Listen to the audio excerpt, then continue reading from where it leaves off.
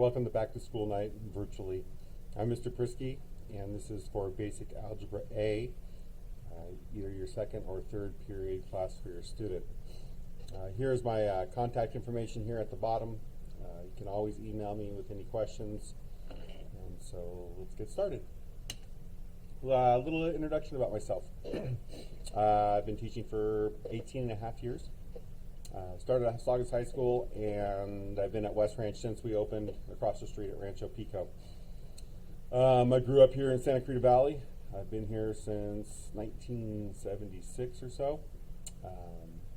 Went to Meadows, Placerita, went to Hart for 3 years, actually graduated from Palmdale High School, and moved back here, and then went to junior college, went to COC, and then went to Master's College and graduated from there.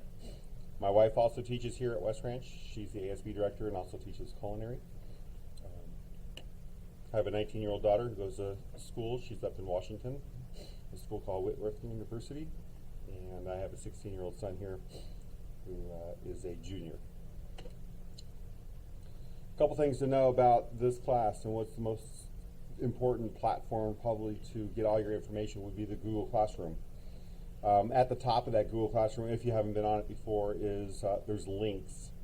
Typically when you first log on to Google Classroom, you'll see the stream. The stream is where I'm trying to keep it pretty clean, and it's just where the Zoom meetings links are, either for the regular days, and there's a separate link for Wednesdays. So make sure that you use the Wednesday link for Wednesday and the other days for that. I've had a couple people try to get it on Wednesday by using the regular other day links, and they sit there all day, and then they tell me afterwards that they can't get in. So just make sure you do that.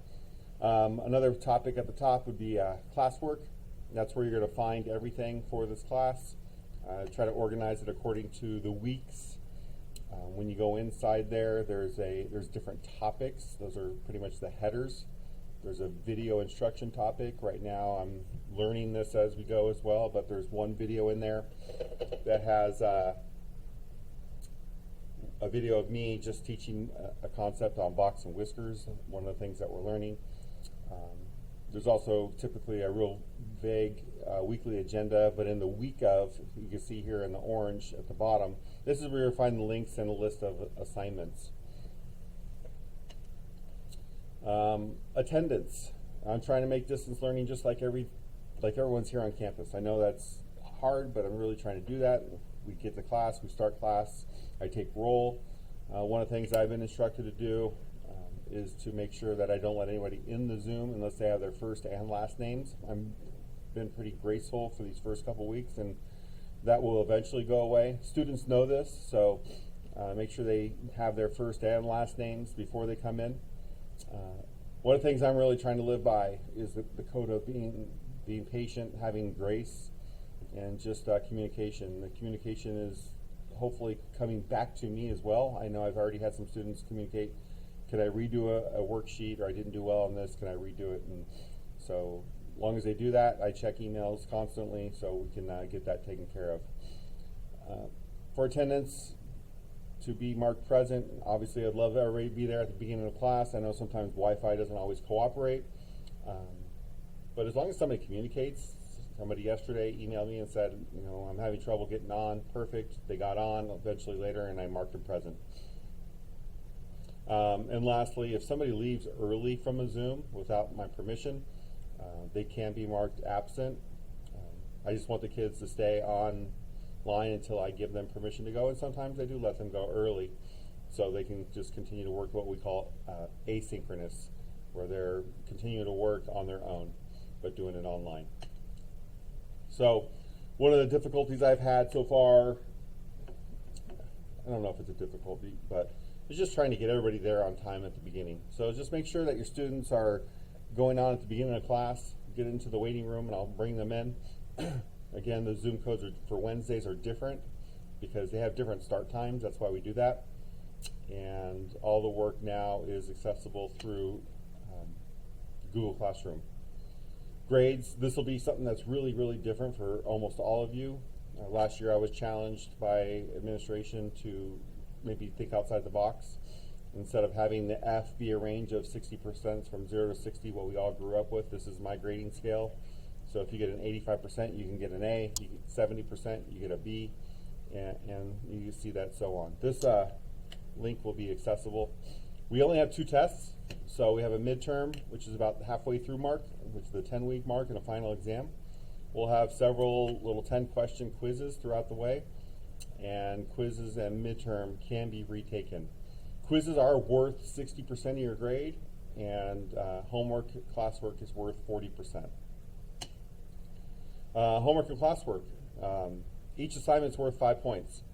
So the platforms that we're using, obviously Google Classroom, we're doing Edpuzzles as well, and then CUDA works. For CUDA, if a student doesn't get 60% on that worksheet, it's a worksheet that I create and put on there. It's an online platform, so where they can, it gives them multiple choice. It's usually been about 10 to 20 questions. We're looking for correctness, not quickness. So we're looking for 60%.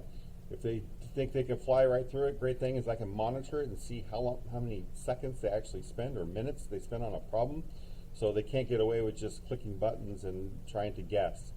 So we're really looking for them to take some time, maybe get a calculator out, get a piece of paper out, and do the work. So I know last time when we started distance learning, accountability was a big deal that a lot of parents and even teachers were complaining about, that we have due dates.